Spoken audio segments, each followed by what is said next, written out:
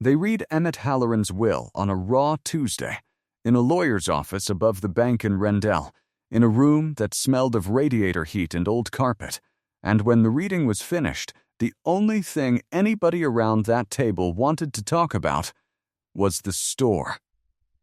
Nothing else drew a word. The house on Quarry Street went by in silence, and the pickup with the bad rocker panels, and the modest policy Emmett had paid on faithfully for 41 years. Those things were sad and ordinary, and nobody thought to quarrel over them.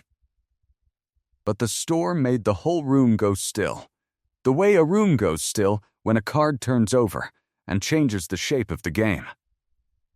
Iris sat at the end of the table with her pocketbook in her lap, a dignified, silver-haired woman in her late 70s, straight-backed in a slate-blue wool coat, reading glasses on a chain at her collar. She could feel the others deciding something about her before she had decided anything at all about herself. Emmett's cousin had driven up from 2 counties over.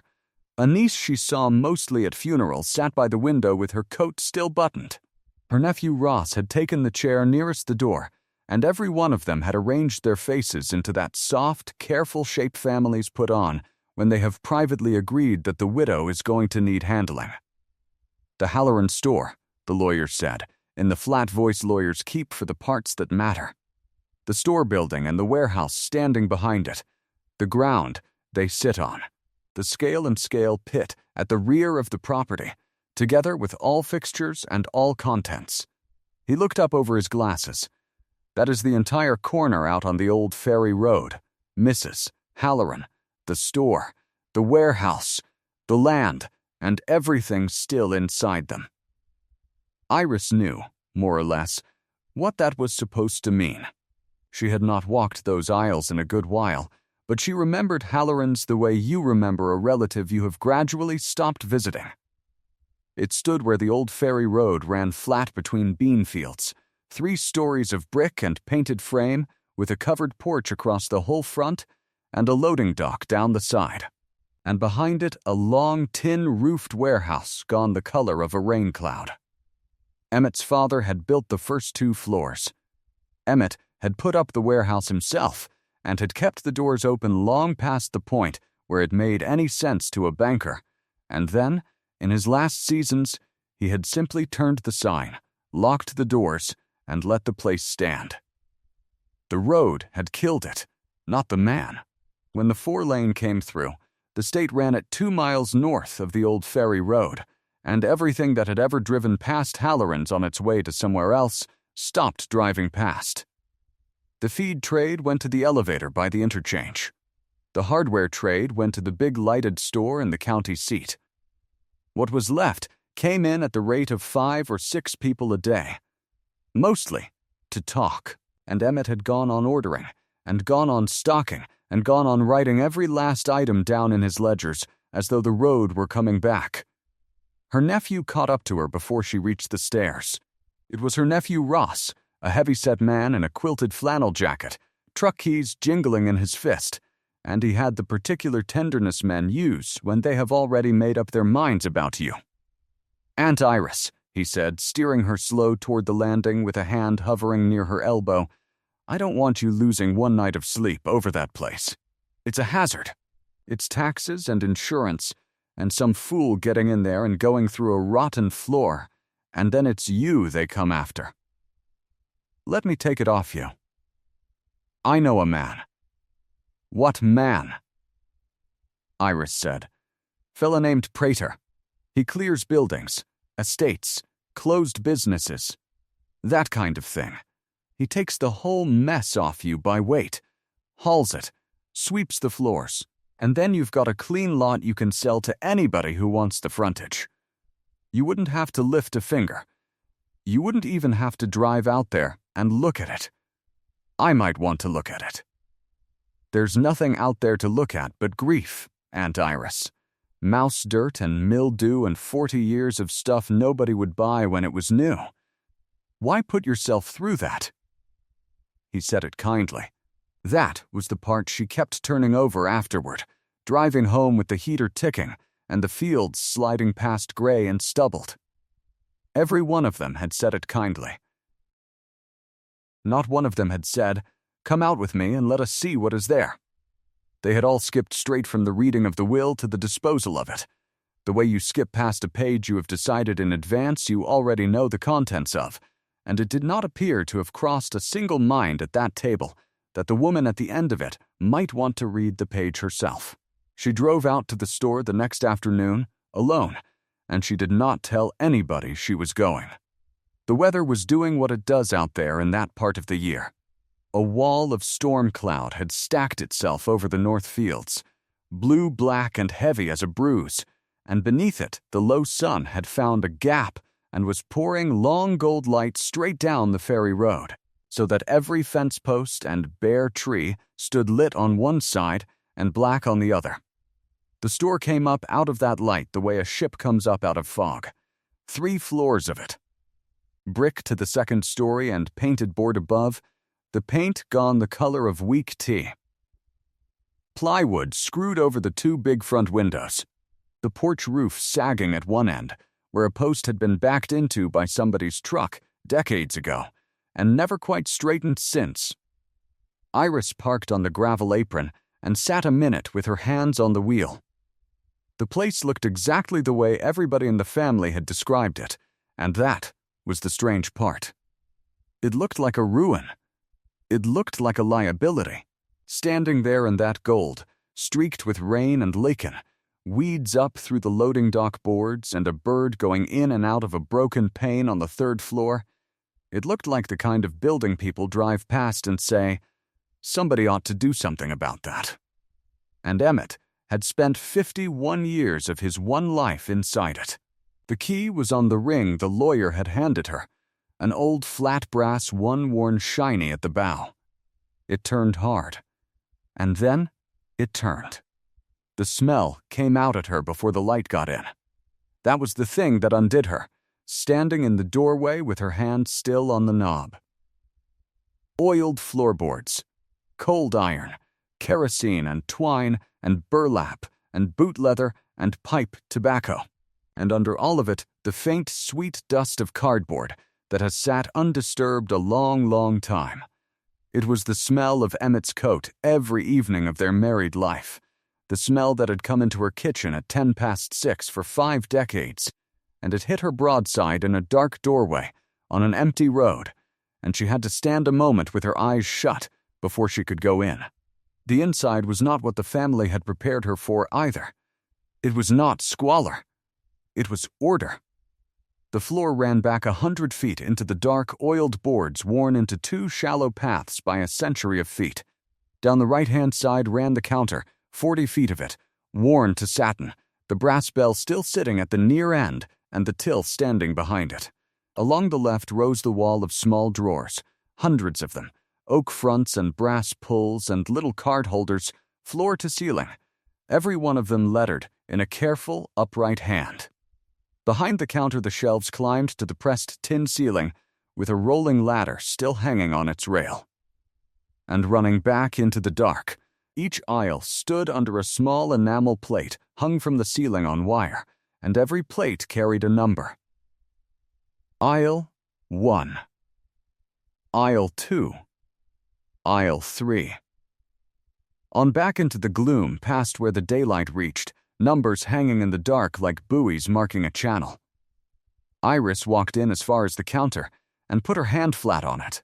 Dust rose in the bar of light from the open door and turned slowly gold, and out past the propped door the stormlight lay across the empty road and the gravel and the flat fields beyond, and there was no sound anywhere in the world except a loose sheet of tin lifting and settling on the warehouse roof out back.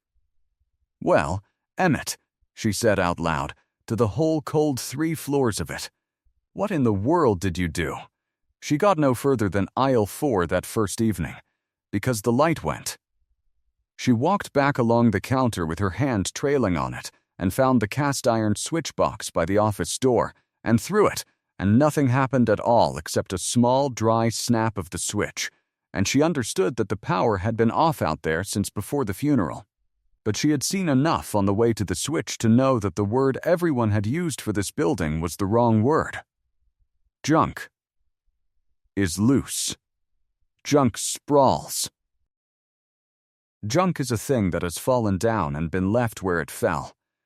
What stood in the dark behind the counter was stacked. Wooden crates squared up on the aisle floors, lids still nailed down tight, stenciled markings on the ends. Cardboard cartons and even courses, taped and unopened. The tape gone brittle and amber but never once slit. Bundles of shovel handles standing in a barrel like a bouquet. Still in the paper the factory had wrapped them in. On the shelf at her shoulder, a row of what she took at first for tins of paint, until she got close and saw they were lantern globes, each in its own box. Each box in its printed sleeve, 12 to a case. The case never broken. Not one thing in that aisle had ever been sold. That was the queer, cold thought that came to her standing in the dark.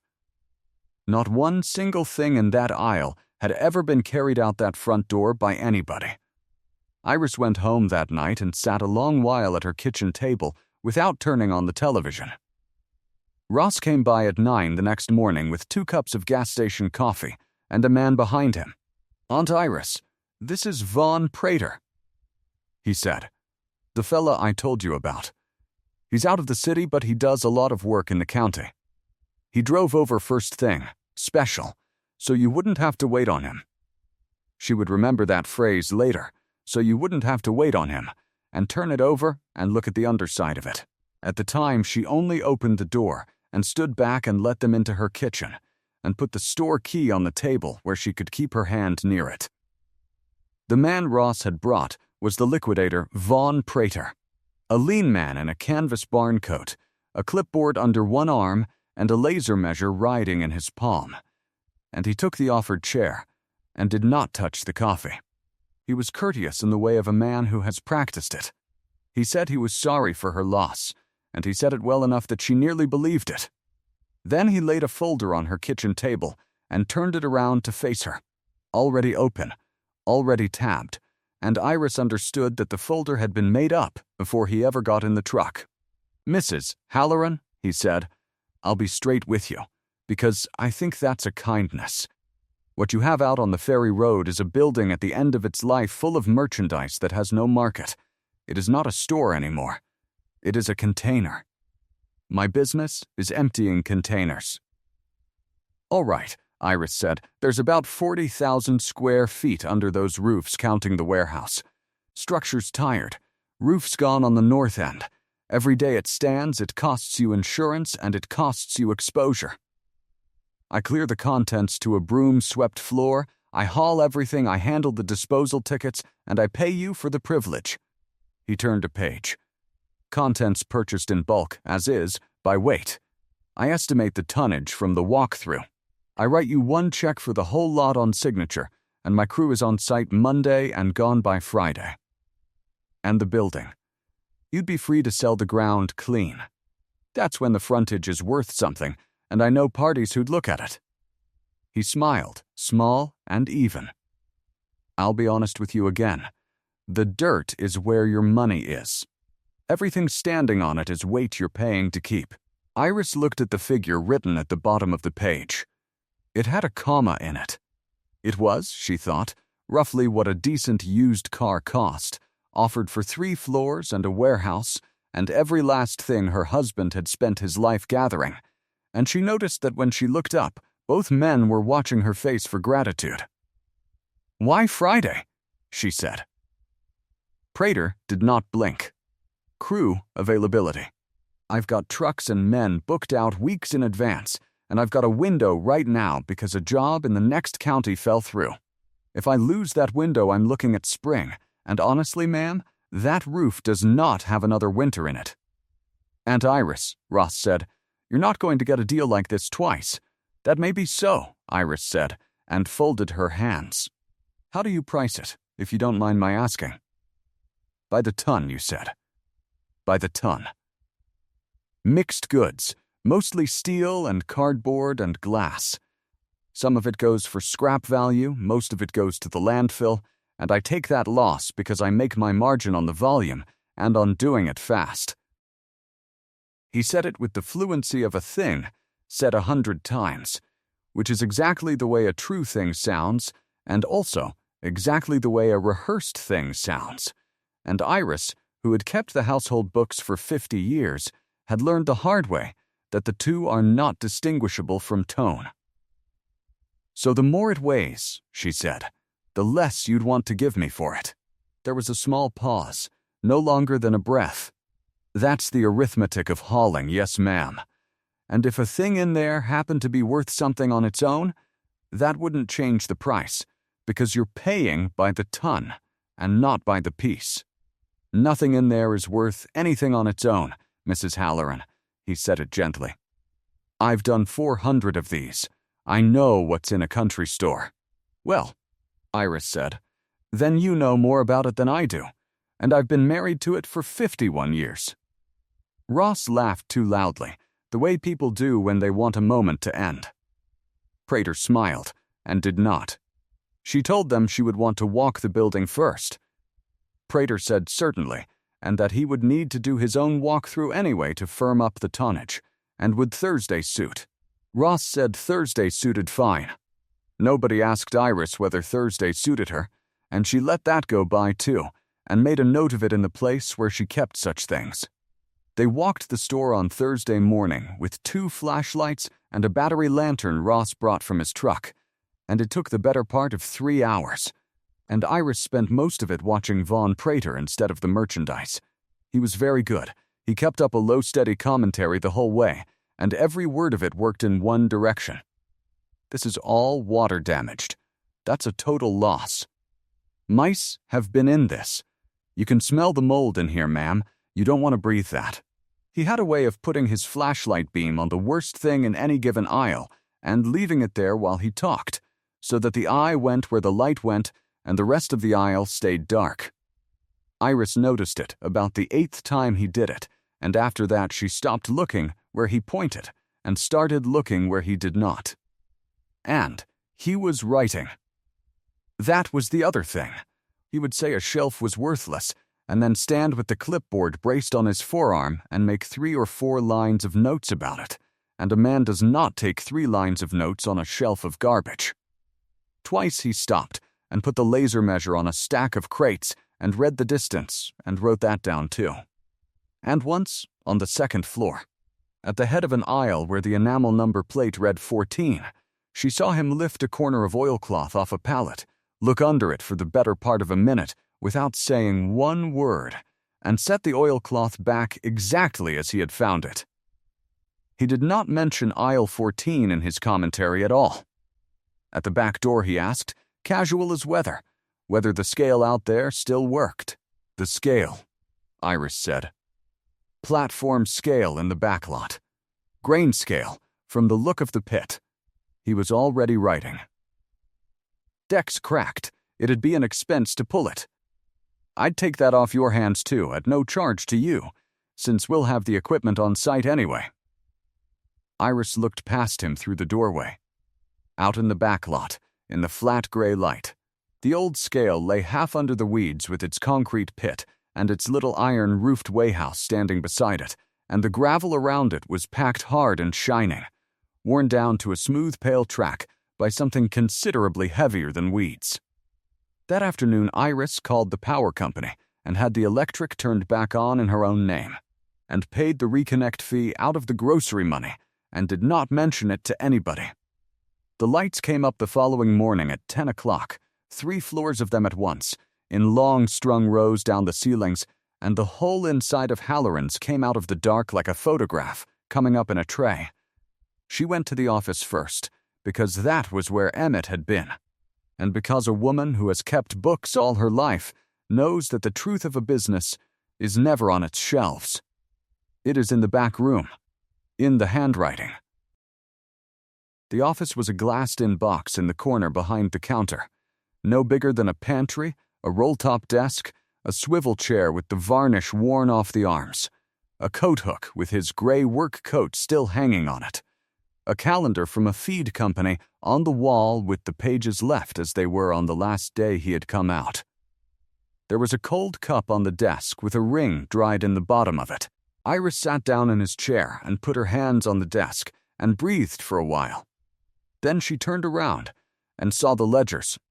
They filled the whole wall behind the desk on plain board shelving Emmett had built himself, floor to ceiling, and they went on around the corner, heavy cloth-bound books, the wide kind with the marbled edges, and the spine of every last one of them was lettered by hand in the same careful upright letters as the drawer fronts.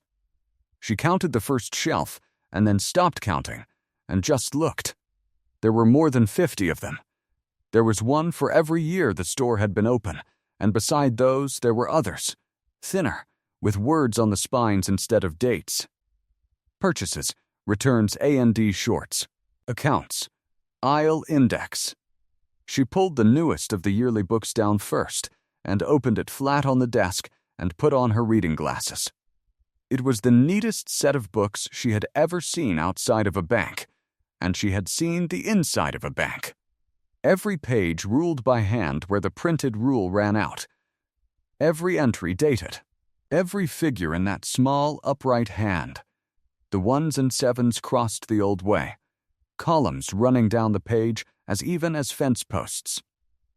Emmett Halloran had not been able to say out loud that he loved her more than about 4 times in 51 years. But he had written down every nail that had crossed his counter for half a century, in ink, without one blot. The front door hinge went off behind her like a shot, and Iris put her hand on her chest. "Didn't mean to spook you," said the man in the doorway. "Saw the lights on from the road, and I have not seen lights in this building in 3 years. And I've got to tell you, ma'am, I sat out there a minute wondering if I'd gone soft in the head." Odell Pruitt, a bent old farmer in a sweat-stained feed cap and a duct-taped canvas coat, hands like bundled roots, came up the aisle with his hat already coming off. He had known Emmett since they were both too small to see over the counter, he said. He had been in that store, he reckoned, 4,000 times. He had bought his first fencing pliers off that counter, and he still had them. And he wanted her to know that when he heard about Emmett, he had gone out to his shop and sat down on a bucket and cried like a fool, and he hoped she'd excuse him saying so. Iris made him sit down, and there was nothing to offer him, so she offered him the chair, and he took it. "Odell," she said, when they had gotten past the first of it, "what was he doing out here?" "These last years, with the doors shut. There's 100 crates in aisle 3 that were never opened." Odell turned his cap around in his hands twice before he answered. "He was keeping it," he said. "Keeping it. Emmett never threw a thing out in his life. But that ain't what I mean, and I'd hate for you to think that's what I mean." Odell leaned forward. When the 4-lane went in and the trade dried up, most fellas in his spot had a fire sale, took what they could get, and locked the door on an empty room. Emmett didn't. Emmett went the other way. He quit ordering the new stuff, the plastic stuff, the stuff that comes in a blister pack, and whenever a jobber went under or a hardware over in Delaney closed, or an old warehouse got emptied out someplace, Emmett get on the phone and he'd go get their leftovers with the truck. Never sold goods. Old line stuff, still in the factory paper. He shook his head slowly. Man near about bankrupted himself buying things nobody wanted. Why? I asked him that, standing right about where you're sitting. Odell's eyes went shiny, and he blinked it off and looked at the floor. He said, "Odell, they don't make it no more." That's all he ever said about it. They don't make it no more. After Odell had gone, Iris sat in the glass office with the ledgers and did not go home until the field outside the back door had gone the color of a plum. She learned the system on the second day, and once she had it, the building changed under her. The aisle index book was the key to the whole place, and it was a marvel. Emmett had numbered every aisle on all 3 floors and in the warehouse, and lettered every section within the aisle, and numbered every shelf and every bin within the section. Aisle 14, Section C, Bin 9. And in that index, in his hand, was written what stood there, and how much of it, and where it had come from, and the date he had brought it in. He had built himself a paper map of a building nobody but him had walked in years. And in the purchase ledgers, against many of those entries, in the far right column, ran a single word, repeated down the pages until it stopped looking like a word at all. Carried, carried, carried, carried, year after year after year, the same lots of goods carried forward, at cost, never marked down. Never written off, never sold. In any accounting class in the world, it would have been called a failure.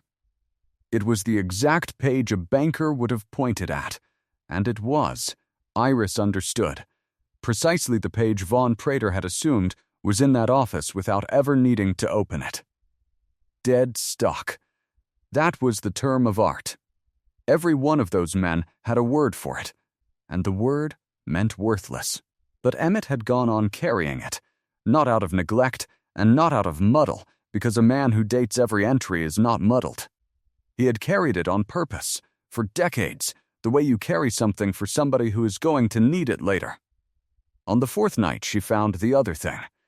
She was going backward through the yearly books, checking what the store had actually taken in during the last shut years, expecting nothing but the tax bills and the insurance and a slow bleed. And there, 4 times a year, every year, in every book she opened, sat a single deposit line in Emmett's hand. Scale kestrel Turley. Every quarter. Without a break. Going back, when she chased it, 38 years. To a book so old the cloth had gone soft as cloth in a coffin, where the first entry of the run was written in a different, heavier hand, the hand of Emmett's father, and where the figure had been considerably smaller. It had never stopped. Through the 4-lane, through the closing, through the funeral, and through the will, and through the raw Tuesday above the bank, and through every hour that a man in a canvas barn coat had stood in her kitchen explaining that everything she owned was weight she was paying to keep, that Scale out back in the weeds had gone on paying her husband 4 times a year for 38 years. Iris took off her reading glasses and sat back in Emmett's chair in the glass office with the whole lit building standing quiet around her. Then she said, out loud, he asked to take the scale off my hands. At no charge to me. She went up to the 2nd floor the next morning with a claw hammer from behind the counter and the aisle index under her arm, and she went straight to aisle 14. The oilcloth came off the pallet in one long pull, and the dust rolled up and hung there in the window light, and underneath it stood a stack of flat wooden crates, 6 of them, each one about the size of a card table, each one stenciled on the end with the name of a works that had gone out of business before Iris was born. The index said, Aisle 14, Sec C, porcelain enamel signs, Orig, crates, never hung. It took her most of an hour to get the first lid off, working the nails up an inch at a time and being careful of her hands. Inside, under a packing of Excelsior gone the color of straw, lay a stack of enamel signs, face to face, with a sheet of waxed paper between each one. She lifted the top one out with both hands and turned it over into the light.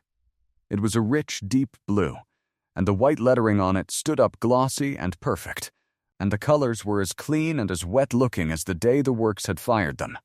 No rust, no chips, no screw holes. The little slug of paper still gummed to the corner, with the works number on it, had never been peeled. This sign, made for a motor oil company that had not existed in 60 years, had gone from the kiln into a crate, and from the crate into a truck, and from the truck into aisle 14 of a store on a road that a highway had killed. And in all that time, not one nail had ever been driven through it, and not one weather had ever touched it. There were 41 more of them under it. Iris sat back on her heels on the floor of aisle 14, with her hands filthy and her heart going, and she thought about a lean man in a canvas barn coat lifting the corner of that oilcloth, looking under it for the better part of a minute, saying nothing at all, and laying the oilcloth back exactly the way he had found it. She went through the whole building after that, floor by floor, aisle by aisle, with the index open in her hand, and it took her 4 days, and it changed everything she thought she knew about the man she had been married to. Aisle 3. Hand planes. 36 of them, in the original boxes, each in its wax paper wrapper. The Japanning perfect. The irons never once put to a stone. Aisle 5. Braces and bit sets. Unused. The cardboard soft and furred, but the steel inside blue and bright. Aisle 7. Cast iron corn shellers. Greased at the works and never mounted. The grease gone amber and hard. Aisle 8. Barn door track and hangers by the crate. Harness hardware by the keg. Hames and hooks and snaps in bundles still wired together. Aisle 11. Floor to ceiling. Drawer after drawer. Hinges, hasps, latches, thumb latches, box locks. Every drawer lettered. Every part in its paper. Every paper unopened. Second floor. Enamelware and graniteware in nested stacks. Still in the shipping straw. Oil lamps in their boxes with the chimneys in separate sleeves. Bolts of oilcloth standing on end in a rack like rolled carpets. The pattern on them as bright as a new tablecloth. A whole section of glass insulators, aqua and green, in wooden cases of 36. Third floor, which she had to open with a key off the ring she had never known the use of. A long, low room under the roof slope. Cool and bone-dry, floored in the same oiled boards, and racked out with shelving Emmett had put up himself. Tractor parts, row after row of them, in the original waxed paper and the original numbered boxes, sorted by make and by model, with a card in each bin in his hand. Gaskets, manifolds, governor parts, water pump kits, sediment bowls, magneto caps, parts for tractors that had gone out of production when Iris was a bride, parts that had sat on that rack for half a century waiting for a man who never came in. And in the warehouse, under the tin roof, on pallets, stoves. Parlor stoves and cook stoves, crated, in the works packing, with the nickel trim wrapped separate in oiled cloth and the isinglass windows still papered over. Iris stood in the warehouse door with the index hanging at her side and finally understood what she was standing in. It was not a dead store. It was a time capsule of everything that gets thrown away first. The ordinary useful things nobody saves, because everybody assumes there will always be more of them, and there is not always more of them, because the work's close, and the jobbers fold and the patterns get scrapped, and one day there is not a single new one of a thing left anywhere on this earth. Emmett had known that. Emmett had spent 30 years quietly standing in front of that door with a checkbook, buying up the last of things. And there is a name for it. Iris did not know the name that week. She learned it a few days later, from a woman with grease under her fingernails, and when she heard it she laughed out loud for the first time since the funeral, because it was such a plain, homely, four-word way to say a miracle. New old stock. Goods that are old and have never been used and are still in the packaging they were made in. Because here is the arithmetic that Von Prater knew and Iris Halloran did not. On the morning he sat at her kitchen table and offered her the price of a used car, there are people all over this country trying to put things back the way they were. There is a man restoring his grandfather's tractor who has been hunting one particular water pump kit for 11 years, and there is not one on this earth that is not either rusted solid or in somebody's barn, and he will pay $400 for it without asking a second question. There is a woman rebuilding a burned-out farmhouse who needs 18 matching thumb latches with the original finish. There are collectors who chase porcelain enamel signage across 4 states, and a sign in mint condition, never hung, still crated, still with its works ticket gummed to the corner, is not a sign. It is an event. By the ton, a crate of enamel signs is about 400 pounds of steel. By the piece, it is a lot more than a used car.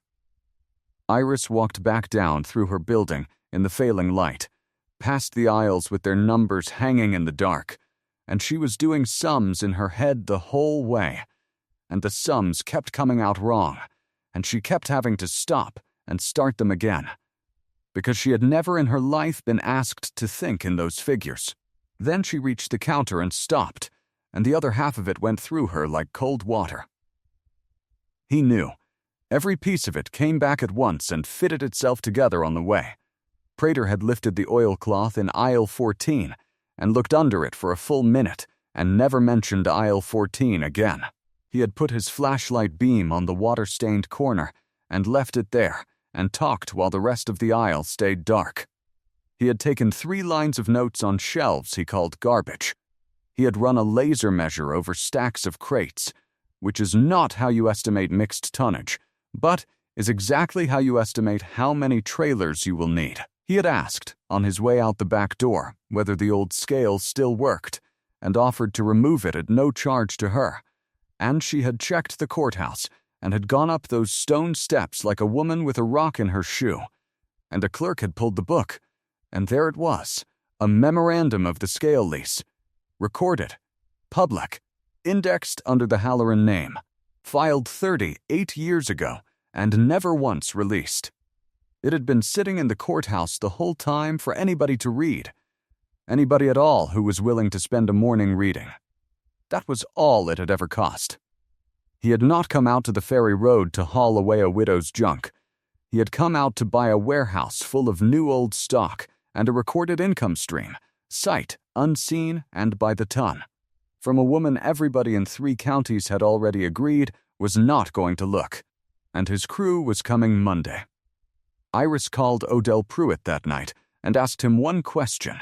Did he know anybody who restored old machinery? And would they drive out on a Saturday? Odell brought her the next morning in a truck with a flatbed trailer behind it. Junie Alsop, a wiry woman in a scarred leather shop apron, a jeweler's loop pushed up into her cropped gray hair, walked into Halloran's, got about 11 feet past the counter, and stopped dead in the middle of the floor. "Ma'am," she said, after a while, and her voice had gone strange. "Ma'am, do you know what this is?" "I'm beginning to," Iris said. They spent 9 hours in that building.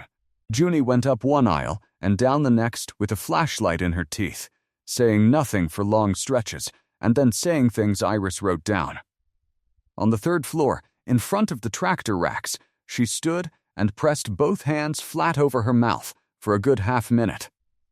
She picked a small waxed paper packet out of a bin, checked the number on the card, and turned around with it held up between 2 fingers like a fish she had caught. "There are 4 men I could name off the top of my head," she said, "who would drive here tonight, in the dark, in the rain, for this one part. It has not been made in 51 years. This bin has 9 of them. What is a thing like that worth?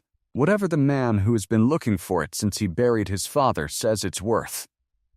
Junie put it back in the bin, gently, the way you set down something living. "And you've got a bin of 9. By dark they had a working list, and Iris sat at the counter under one strung bulb with the aisle index open and Junie's figures written beside Emmett's in the margins, and did the arithmetic 3 separate times because she did not trust it. The signs in aisle 14 alone, sold one at a time to the people who chase such things, came to more than the liquidator had offered for the entire contents of 3 floors and a warehouse. The planes and the brace sets were a number she had to go back and check. The 3rd floor, all by itself, taken bin by bin over a few patient years, was more than the farm her parents had raised her on had ever been worth. And that was before the stoves. And that was before the enamelware and the lamps and the insulators and the 1,100 drawers. "That's if you sell it right," Junie said. "Slow, and by the piece, and to the people who actually need it. If you let a hauler take it by weight, every bit of that turns back into scrap iron and cardboard on the way out the door, and it never comes back. There's no second one of any of this." Iris sat a while with her hands folded on the counter. "Miss Alsop," she said, "there's a man coming Monday with trucks." Junie looked at her. "Then Monday's the whole ballgame, isn't it?" On Sunday, Iris Halloran sat at her kitchen table and did what nobody in her family, and no man who had ever sat across a table from her, had thought to expect of her. She read the contract. All of it. Both sides of all 9 pages, with a ruler under each line the way she had read every insurance policy and every note and every tax form for 51 years. And it took her until the middle of the afternoon, and when she was done, she went to the drawer and got a pencil and read it again. Page 1 was exactly what Prater had described at her table. In plain language, generously spaced. It was the friendliest page of legal paper she had ever seen. Bulk contents, as is, by weight, 1 payment, broom swept floor. Page 4 is where it stopped being friendly. Page 4 said that the purchase included, without limitation, all contents, fixtures, trade fixtures, equipment and improvements situate upon the premises, together with all books, records, and papers thereon. Iris read that line 4 times. The ledgers were books and records thereon. The aisle index was a book and record thereon. For his 1 check, Von Prater was buying not only every crate in that building, but the only map that said what was in them, and the only proof that any of it had ever existed. Page 6 said that title to all contents passed to the buyer upon signature, and not upon removal, and not upon payment. The instant her pen came off the paper, everything in Halloran's would be his, and he would have 30 days to take it out at his leisure, and there was nothing anywhere on that page that gave her the right to walk 1 aisle of her husband's store again. And page 7, in a paragraph headed miscellaneous, in the same 8-point type as the clause about broom sweeping, said that the seller assigned to the buyer all rights, agreements, leases, licenses, and revenue interests appurtenant to the premises or arising from the use thereof. That was the scale. There it was, 38 years of quarterly deposits, and every quarter still to come. Folded into a sentence in the miscellaneous paragraph on page 7 of a contract for hauling junk, on a page a grieving woman would be expected to sign without reading, because a kind man had already explained the deal to her in her own kitchen. Iris set down the pencil and looked at her hands for a long time. She was not angry, exactly. She had spent 70-odd years watching people decide in advance what she was, and she had learned early that anger is expensive and rarely buys what it costs. What she felt sitting in her kitchen that Sunday afternoon was something quieter and considerably more dangerous. She felt underestimated, and she had felt it her whole life. Being underestimated, her mother had told her once, is the most useful thing a woman can own, provided she never lets on that she has it. Then she picked up the telephone and called her nephew and asked him, in her pleasantest voice, to bring Mr. Prater out to the store at 8 in the morning before the trucks, because there was a paper she wanted to go over. They came at 10 till 8, which told her something too. The storm light was doing its trick again when they pulled in, gold pouring flat down the ferry road under a black sky, and Iris was already there, standing behind her husband's counter, with the lights on all the way to the back of the building, and the brass bell at her elbow, and the ledgers stacked in a squared-up row on the worn wood in front of her. She had put on the slate-blue coat. She had her reading glasses on their chain. Ross came in first and stopped when he saw the lit aisles running back into the depth of the building. "You got the power on," he said. "I did." Prater came in behind him with the folder under his arm, and Iris watched his eyes go. In one flick, past her, down the aisles, up to the ceiling, and back. And she saw him take in the fact that every light in the building was burning, and that the woman standing behind the counter had a pencil in her hand. "Mrs. Halloran," he said. "You've been busy." "I have been reading," Iris said. "You'll forgive me. I'm slow, and I read every page." She opened the topmost ledger and turned it around to face them, and set one finger on the line. "Mr. Prater, would you read that out for my nephew? That line right there, and then the same line 1 year up, and the one above that." Prater looked at the page a moment before he answered, and in that moment Iris had everything she needed. "Scale," he read. "Kestrel, quarterly, and the year above.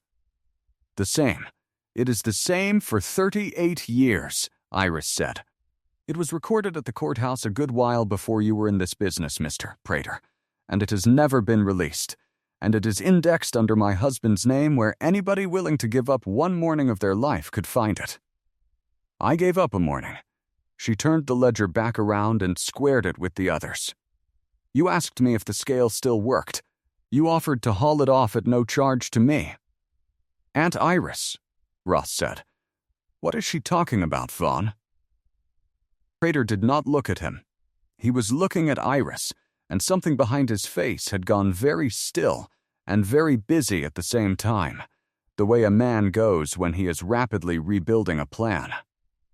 Now this, Iris said, and laid the 9 pages out on the counter, turned to face them, with 3 lines marked in pencil. Page 4. All books, records, and papers thereon. That's these. She put her hand flat on the stack of ledgers. Page 6. Title passes on signature, not on removal, not on payment, which means the moment I signed, I could not have walked into my own husband's store to get his coat off the hook. And page 7. In the miscellaneous, in the small type, after the part about sweeping the floors, all rights, agreements, leases, licenses, and revenue interests appurtenant to the premises. That is the scale, Mr. Prater. That is 38 years of it, and every year to come. In a sentence, I would have signed away with a hauling contract if I were the woman everybody at that table decided I was. The building was very quiet. Somewhere on the 3rd floor, a sheet of tin moved on the roof. To his credit, Prater did not bluster. He closed the folder and set it aside, and when he spoke his voice had dropped the courtesy the way a man drops a coat he does not need in the room. All right, he said. It's a fair contract. Everything in it is standard, and every word of it is in there in plain English, and you read it and most people don't. I'll give you $60,000 for the contents. Ross made a small noise. No, Iris said. Ninety? No, Mrs. Halloran. I'll be candid with you. You have got a nice thing here, and you have no idea how to move it. You'd need a website. You'd need packing and shipping and freight and insurance and somebody to answer a telephone 12 hours a day. You'd be at it for years, and you're not a spring chicken, and the roof over aisle 20 is going to come in this winter and take the whole north end with it. I am offering you certainty this morning. In one check, today, he paused. 140,000. That is the last number I have. Iris considered him and thought about her husband climbing a ladder in the dark of a January morning to get a tarp over that north roof, and about a man buying up the last of things because they don't make it no more, and about the word carried running down 40 years of pages. Mr. Prater, she said, you have been telling me since the day we met that everything in this building is priced by the ton. You've now made me 4 offers in about 90 seconds, and not one of them was per pound. I'd say we've settled what it's worth, and all we're arguing over now is who gets the difference. She took off her reading glasses and let them fall on their chain. It is not going by weight, it is going by the piece, to the people who need the pieces. That is what it was kept for. You'll be at this for the rest of your life. Mr. Prater, Iris said, I would very much like to be. He stood there a moment. Then he picked up his folder and his clipboard and walked down the aisle and out the door, past the crates in aisle 3 that had never been opened, and did not say goodbye. And Iris heard the truck start, and heard the gravel, and then heard nothing at all. Ross stayed where he was, standing in the middle of his uncle's store with his truck keys in his fist, and the whole lit length of the building running away behind him. Aunt Iris, he said, I brought him to you. You did. I'd have had you sign it. Friday, I'd have sat right there at your table and told you to sign it. His face had gone loose. I never once came out here and looked. No, Iris said. You didn't.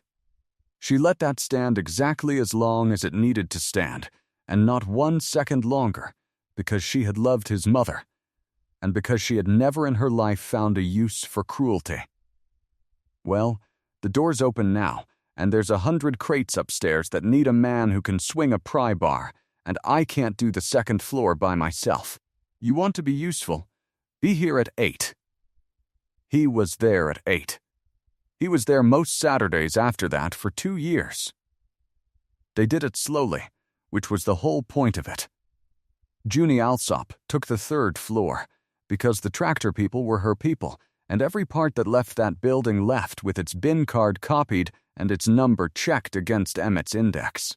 Odell Pruitt sat by the door in a kitchen chair with a coffee can of 10-penny nails and told everybody who came in who had built the place.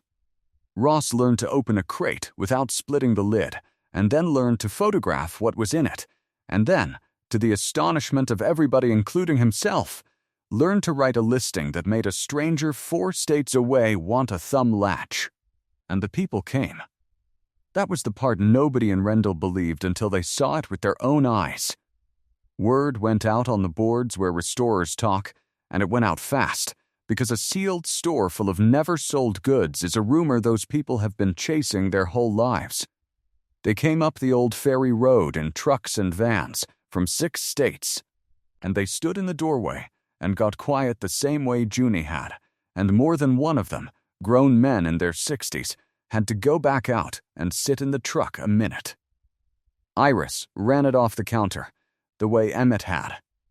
She kept the brass bell. She priced by the piece, and she never once haggled, and when a man in a worn-out jacket stood too long over a water pump kit and finally admitted he could not do it, she sold it to him for what her husband had paid for it, and wrote the difference in the ledger under a heading of her own invention. The signs from aisle 14 went one at a time, over 18 months, and the 2nd one paid the new roof over the north end, and the 4th one paid the taxes for a decade forward, and the 7th one she did not sell at all. She hung it, finally, after 60 years in its crate, on the wall behind the counter where her husband had stood. And 4 times a year, regular as the seasons, the scale out back went on paying, because the quarry trucks still ran the old road, and the deck got rebuilt, and the lease came up for renewal in the 2nd year, and Emmett Halloran read that one all the way to the bottom too. And the new terms were considerably better than the old. She never sold the building. That was the thing the family had the hardest time with, and the thing Iris found easiest. Halloran's opened 2 days a week, Thursdays and Saturdays, 8 to 4, and the lights burned in 3 floors of it, and if the trade was mostly strangers now instead of neighbors, they were strangers who had driven 400 miles to stand in an aisle and look at something they had been told no longer existed anywhere on this earth. Von Prater she saw exactly once more, at a farm auction 2 counties over, and he tipped his head to her from across the ring, and she tipped hers back, and neither one of them said a word. On the nights when the store was dark and the town had gone to bed, Iris would sometimes drive out the ferry road by herself and let herself in with the old flat brass key and sit at the counter under one strung bulb, with the ledgers stacked beside her and the aisle numbers hanging away into the dark. And she would put on her reading glasses and run one finger down Emmett's tender upright columns. Year after year, the word carried repeating down the margin like a hymn line, and understand it again the way you understand a thing you already know by heart but need, some nights, to hear said plainly out loud. He had not left her junk. He had left her the last of things, and a map to every one of them, and a test he was fairly sure she would pass, written in the only language a quiet, private, undemonstrative man had ever entirely trusted with the whole of his heart. He had known what she was worth across all those years when not one other soul had troubled to look. And he had spent the last seasons of his life buying up what the hurrying world was throwing away, and numbering it and writing it down, so that when the hurrying people came for her with a friendly page and a pen, the one patient person he had counted on past the end of his own life would have the proof and the time and the standing to settle every last bit of it entirely and only on her own terms. She closed the ledger and rested her hand flat on the cover a moment. Outside, over the flat black fields, the stormlight held the old road gold one moment longer, the way it does, and then, without any fuss at all, let it go.